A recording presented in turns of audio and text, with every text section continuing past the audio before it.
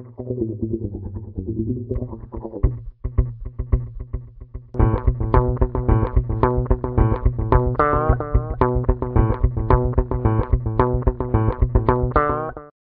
முதல்ல சொன்ன மாதிரி வல்லவனுக்கு ஃபுல்லு ஆயுதம், இல்லாதவனுக்கு ஆஃப் ஆயுதம்,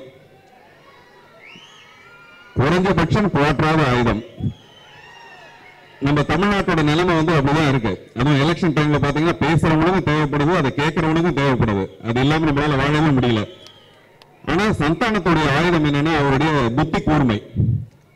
நீங்களும் அமைதியா இருந்தீங்கன்னா ஒரு சின்ன குட்டி கதை சொல்லிடுறேன். ஒரு காட்டுல சிங்கமும் நாயும் எதிர்க்க வந்துட்டே இருக்கு.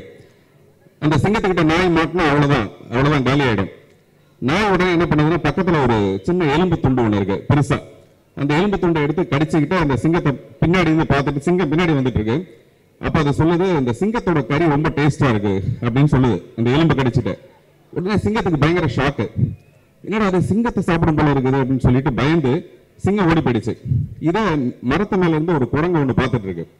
உடனே அந்த குரங்கு என்ன பண்ணுது, நேரா போய் சிங்கத்துக்கிட்ட போய் சொல்லுது, இந்த மாதிரி இந்த நாய் வந்து ஒரு டெக்னிக் பண்ணி உங்ககிட்ட வந்து தப்பிச்சிருச்சு, ஆக்சுவலா அந்த டெக்னிக் தான்ட்டு.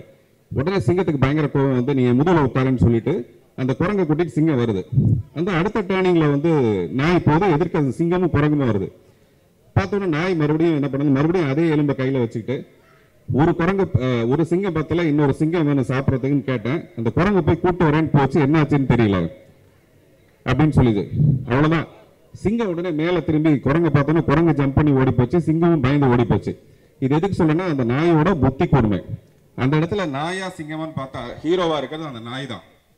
இது எதுக்காக சொல்லனா ஒரு படத்துல முழுமையா ரசிகர்களை வந்து தக்க வச்சுக்கிற அளவுக்கு ஒரு திறமை வந்து சந்தானத்துக்கிட்ட அதிகமாவே இருக்கு.